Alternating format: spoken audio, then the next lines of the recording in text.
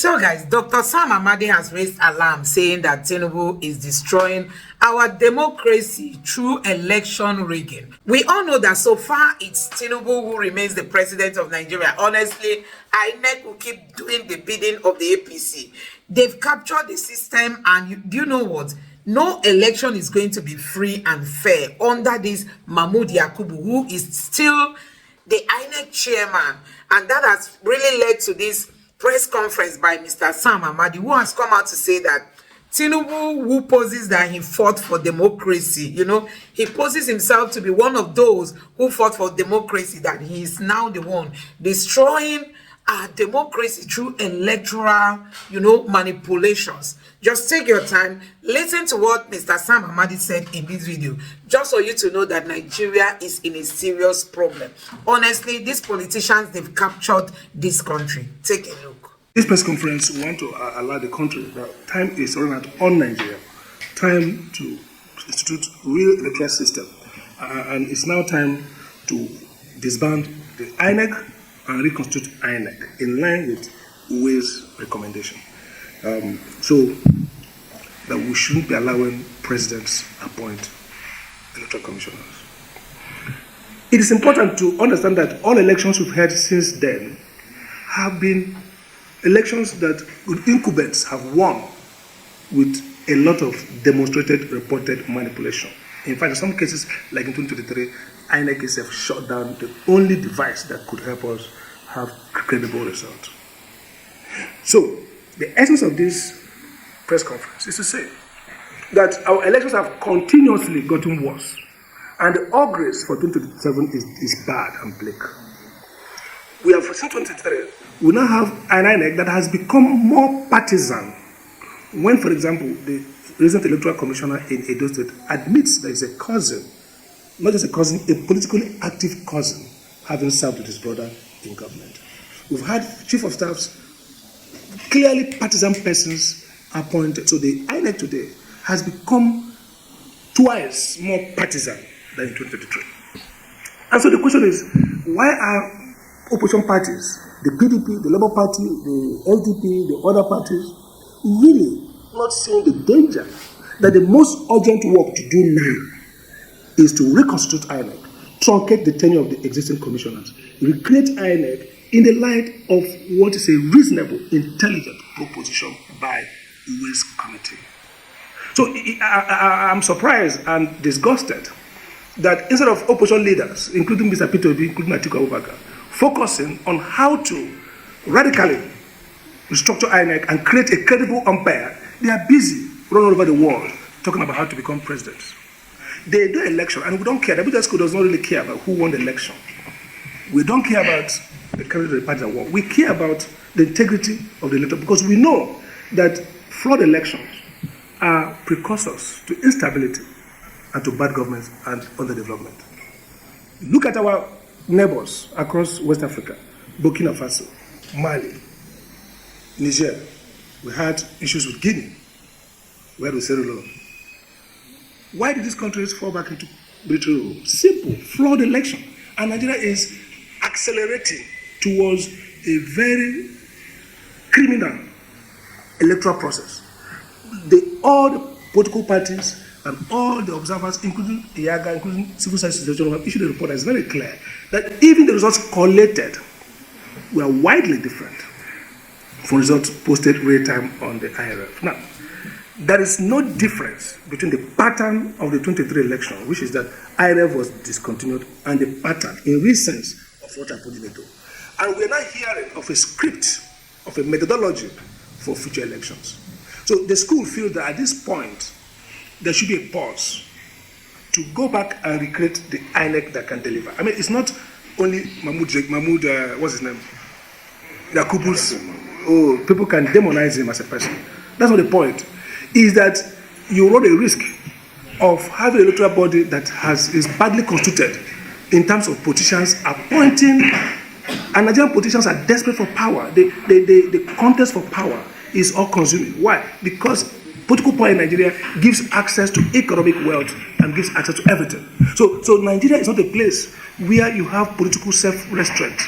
Nigeria is not a place where politicians have the opportunity to appoint umpires for election and will appoint honest, non-partisan people. The only person who made a mistake of appointing somebody who does not have his brief to do election for him was Jonathan, and he was punished. So why are we so naive to assume that persons appointed by incumbents to be electoral officers, whether as resident commissioners or elected commissioners, will deliver free and fair election? This level of naivety and criminal conspiracy of the ruling class is dangerous for the future of this country. So what Abuja School is saying, that we have the opportunity right now to use the pens, and that gun is around Edo State election, to now take a national stand as a people that we want to save ourselves of further agonies down the line by today. And it's simple to do. How do we truncate this INEC? Very simple. If all the opposition leaders, parties that have more numbers, majority in the National Assembly, today brings a motion, that motion will amend the Constitution and end this INEC and create a different INEC. And then the staff in INEC will be now divided between always recommended 2 to 3 things. 1, 3 agencies. INEC will manage the election. We should have a party registration and management commission whose job is to manage primaries, political parties, and all that. And we should have an electoral crime commission. Today, reports of violation of electoral laws, commission of crimes, cannot be investigated and punished. It's only Mike Guinea who successfully prosecuted a professor, a STEM officer in Akwa Ibom and jailed him. Today, Mike Guinea is all the credible electoral officers in INEC. Okay, Bano, Mike Guinea, the other guy from Sokoto. They don't have, if they make mistake and appoint a credible person, I'm going to do my appointed by Jonathan, by the way. If they appoint a credible person, his tenure will be truncated. He will not have a second term. There's now a natural selection of independent, honest umpires and the crowding in of partisans to manage the Nigerian election. We can pretend that's not going to give you. In 2037, we'll be lucky to escape horrible violence across the country, because this INEC cannot, capital letter, deliver free and fair. Look at it. Look at the Yaga report. INEC does well accreditation, voting, at collection.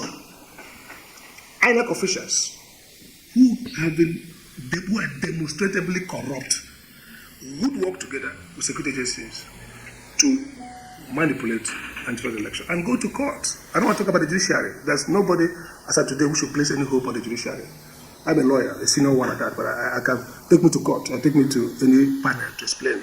The judiciary does not. And by the way, Afrobarometer, which is the leading measure of perception in Africa, in fact, in the world, is rated highly, rates lack of trust in the judiciary and the INEC 75%. So meaning 75% of Nigerians do not have any confidence. So it's not Sam Amadi speaking. The people have no confidence in the judicial process. So the idea, and you can see that in spite of the campaign, only 24% or so voted in Edo, in spite of local election. It tells you that we are running into an era of self-help, of political violence, where people don't trust the umpire. And so as a patriot, I call upon the National Assembly, I call upon Mr. President himself. The Abuja School says, Mr. President, the legislators, Atiku Abubakar, P2B, all those who show everybody who cares about the future of this country, everybody who's pained about the outcomes in the Edo and several places. And by the way, Ondo people saying, don't try it with us. I mean, what kind of thing? You are now, election is not like a warfare. Somebody prepared and say, don't try what happened in Edo. You know, that's what the official line of Ondo PDP. Say, don't try this.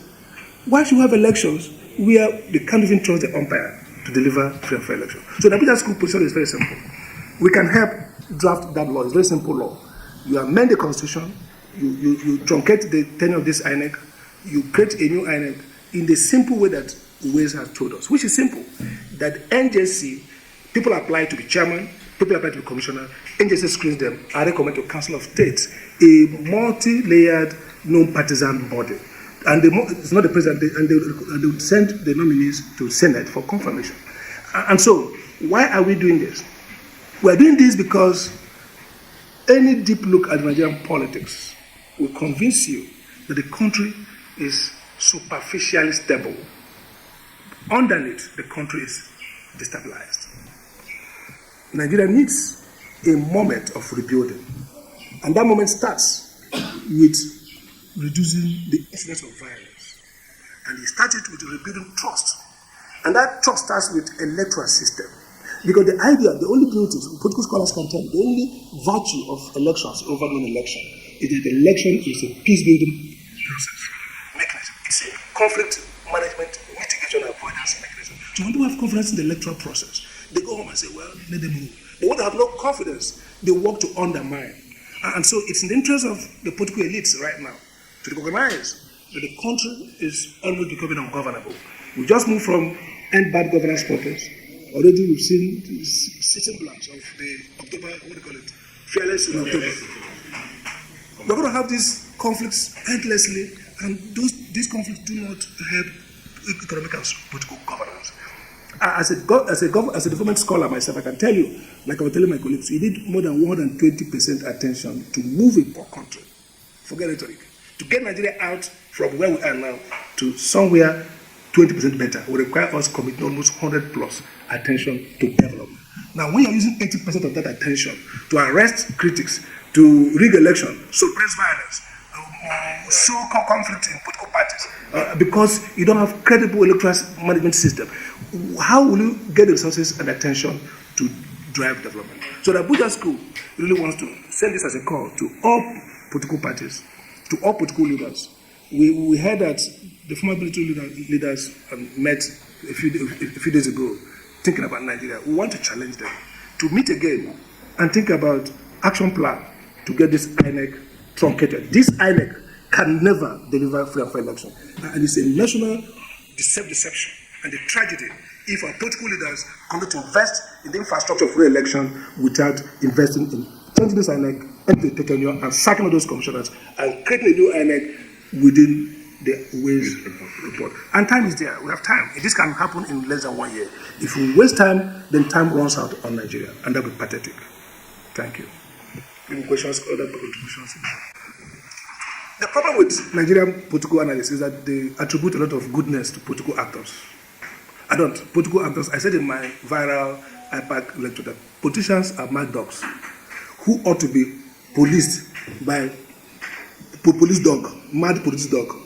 The regulator. So Tinubu is a politician and a die-in-the-wood politician. And what that means in our parlance is a man anybody who can do anything to get power. So what that speech is not really untypical. Emeloko is the same line. Grab it, smash it in the same line.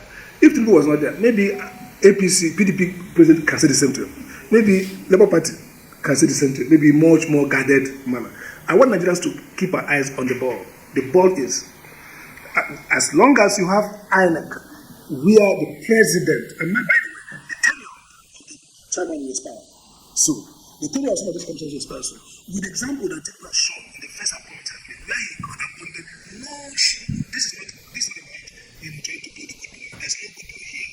They're going to pack that place with ultra partisans. I'm talking about partisans who open their chest and say, we are partisans.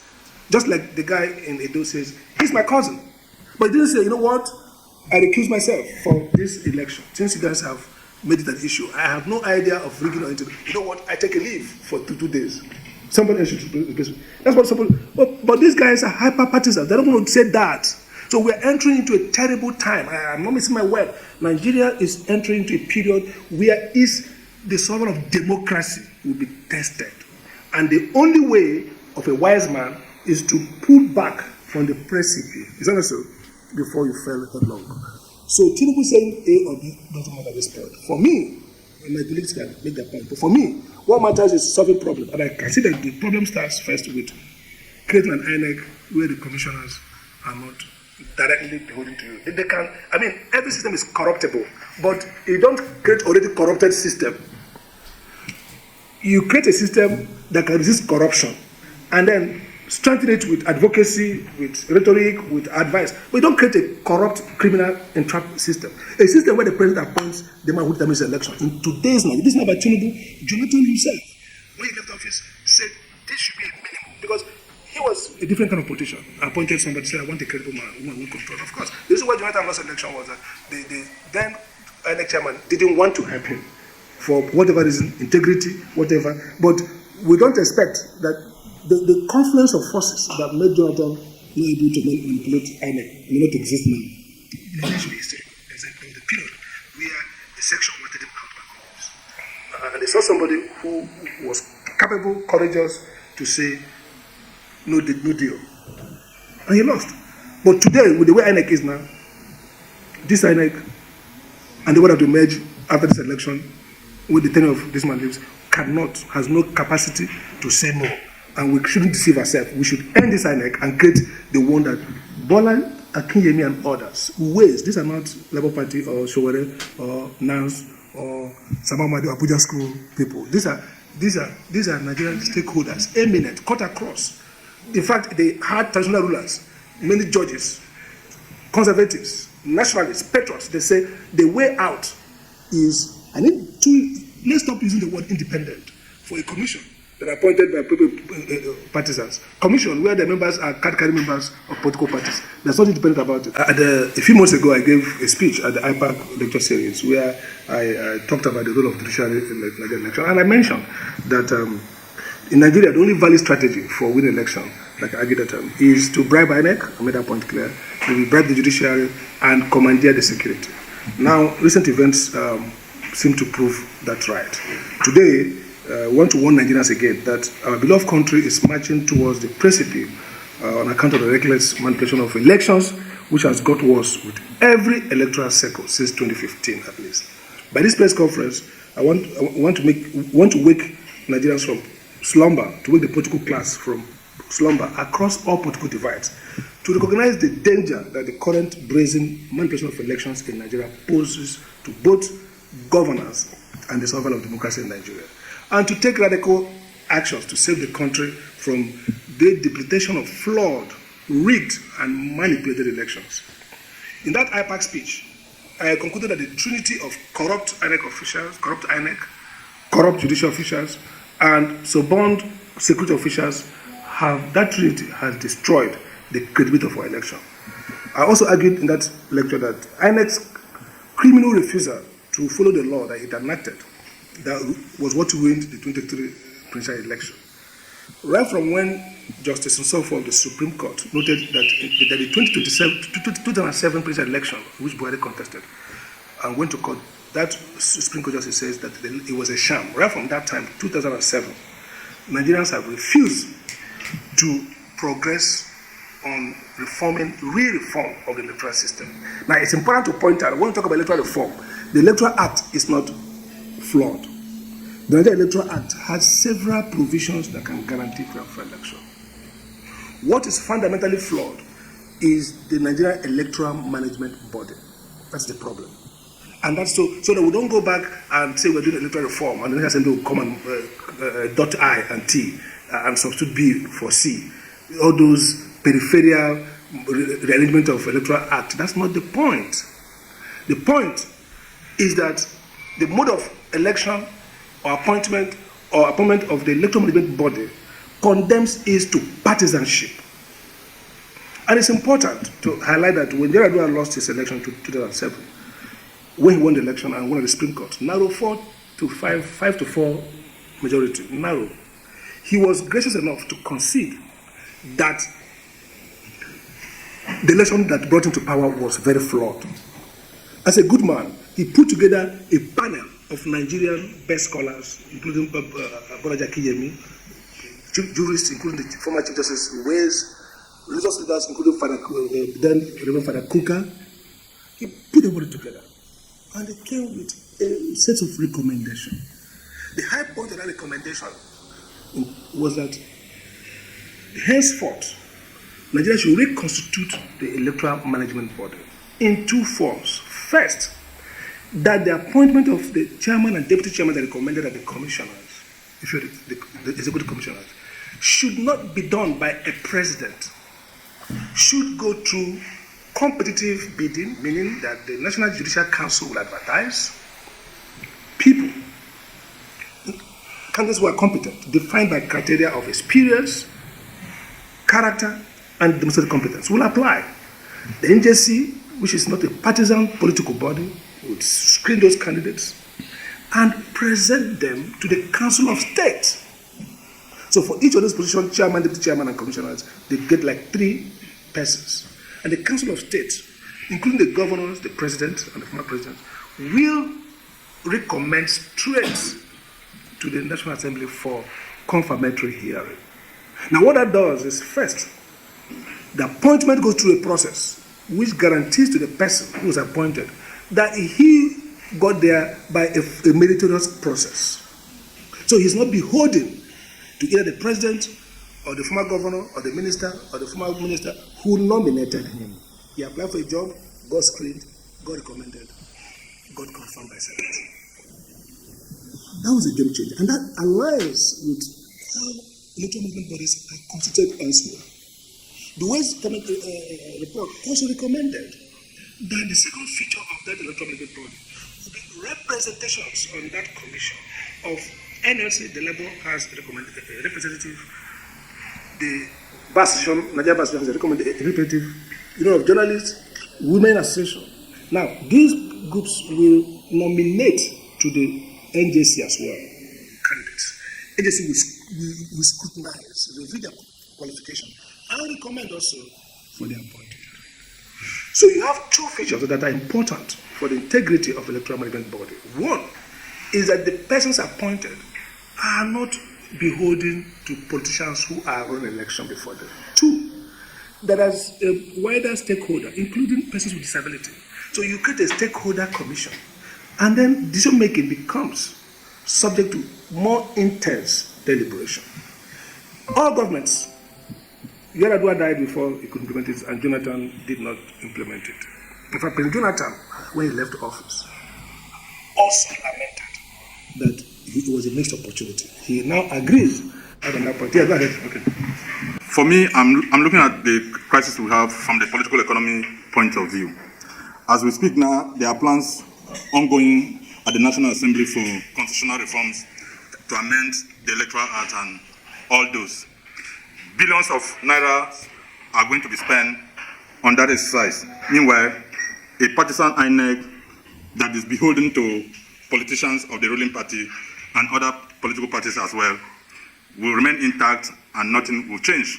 So we are wasting a lot of resources in conducting these shambolic elections that are not transparent, that are not free, and our citizens and voters alike are also shifting away from the ideal form of democracy. As our director has spoken, we have seen cases where about 75 to 80% of Nigerians don't trust the judiciary, do not trust INEC, and do not trust the National Assembly.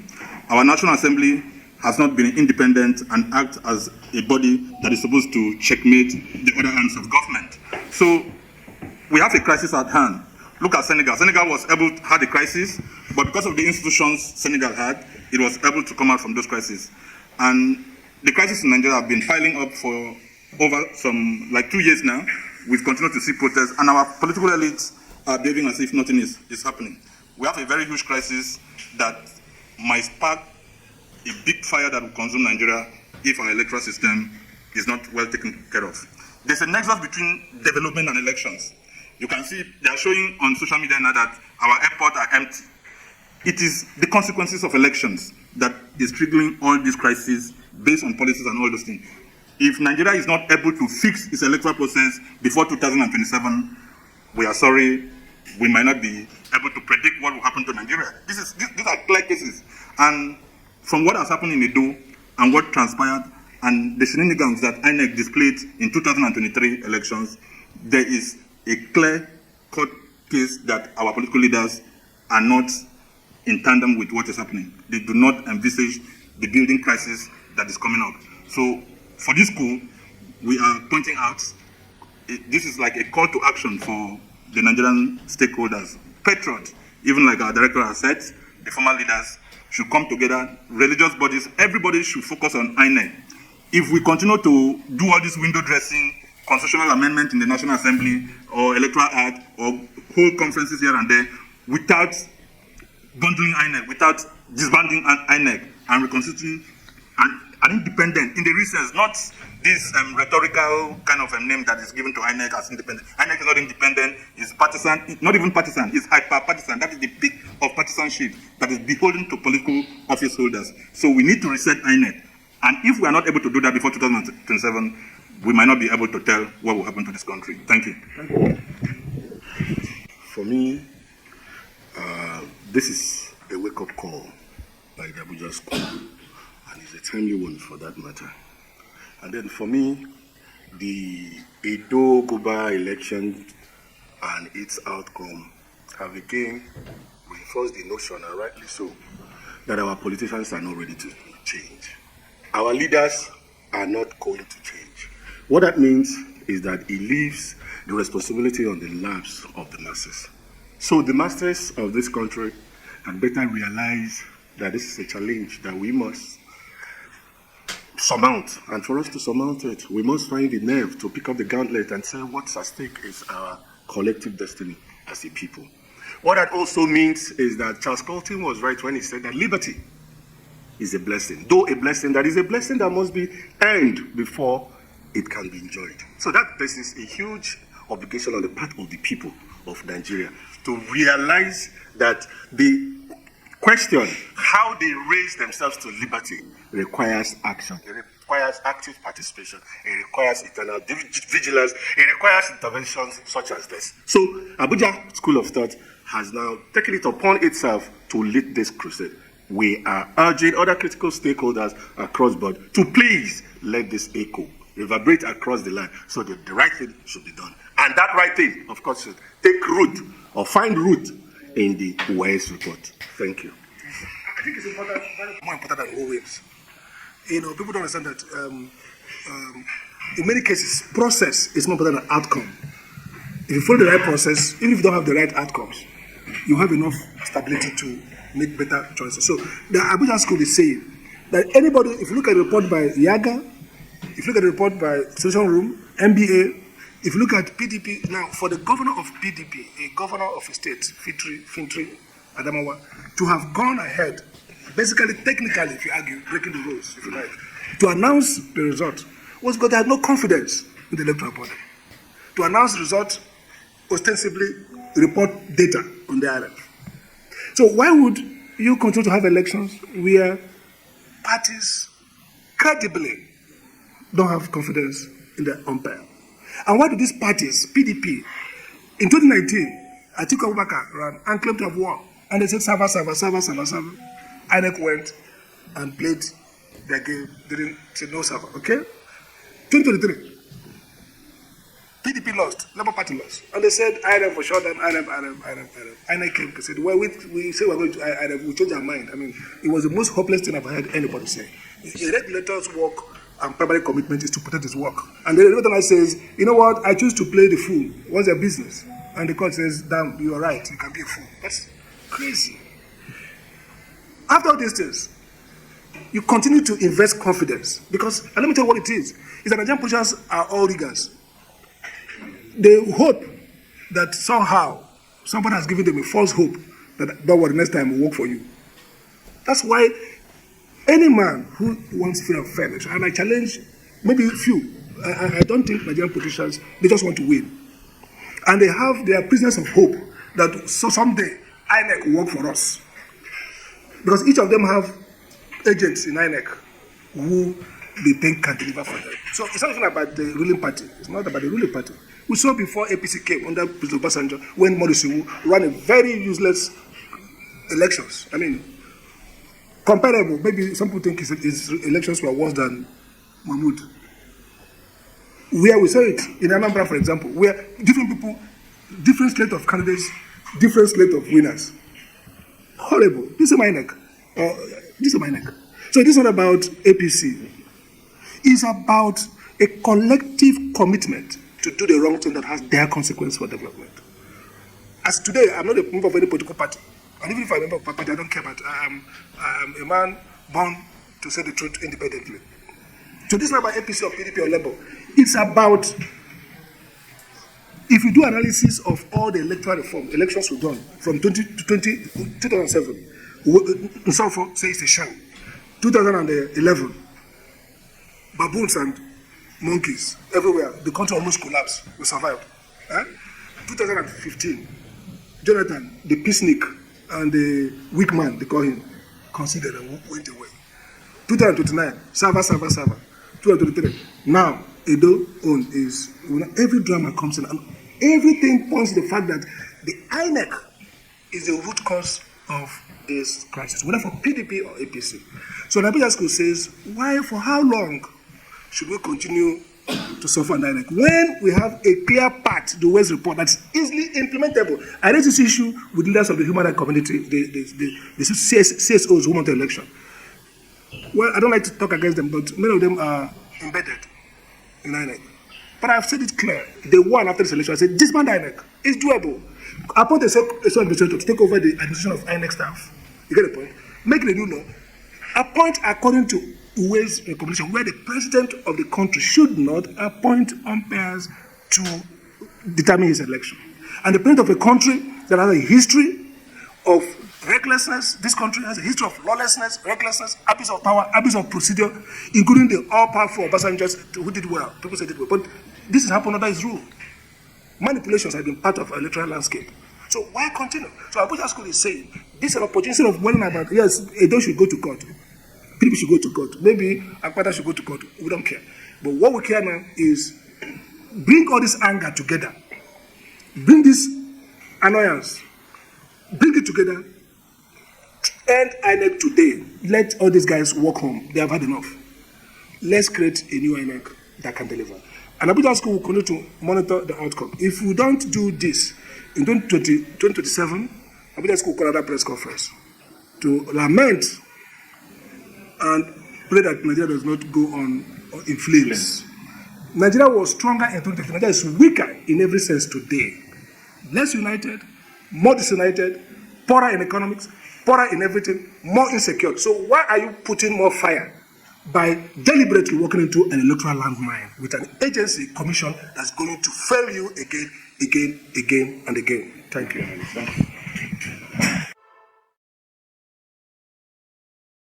So guys, this is one of the things that we keep saying, that this Nigeria is in real trouble. It's in real trouble because the set of leaders that we have are leaders that don't believe in due process. They don't believe that things should be done in the right way. They don't believe that, the constitution should be followed. Guess what? These are the people who in the House of Assembly pass the laws, the bills and the laws that they want Nigerians to follow. But at the end of the day, they end up not following what they passed. We all know how Buhari signed the new electoral law into the new electoral bill into law. And since then, APC is the one that has refused to obey all what is stated in that electoral law that was passed under Buhari. Guess what? The current Senate president, who is the president of our Pabio, didn't contest in any election. Today is the president. He's the Senate president. Lawal, who is also a senator, never contested. And today he's a senator. And so many of them, we all know, even all the forgery that is involved in the process of submitting to INEC and all that led to their emergence as leaders of this country. Nothing is being done following the law. Okay, the electoral law that was equally signed or passed, INEC dumped it in the middle of election. We were told that the Beavers and the IRF were going to be the final say. But guess what? As they headed to court, the court now validated that what INEC did was right. INEC abandoned the guidelines that they gave, which is part of the constitution, because each time INEC speaks, is the law that is speaking. The law that led to the creation of INEC is what speaks. Okay, INEC told Nigerians that the IRF is going to help, that there will be transmission of results, people will see it lifetime, and then at the end of the day, INEC told us that it wasn't working. So you just come to know that these politicians, they've sat down together, they've taken decision on how they are going to enslave this country. Don't expect any credible election from INEC. Don't expect anything to come out from INEC. Even the people of Ondo, they are already crying out, telling INEC not to repeat what they did, in those states in Ondo. So you can imagine to that point. And INEC has come out to say, oh, no, what happened in Edo is not going to happen in Ondo. Who is going to believe Mahmoud? Mahmoud is one of the worst things that has happened to Nigeria. INEC Mahmoud is one of the worst things that has happened to this country.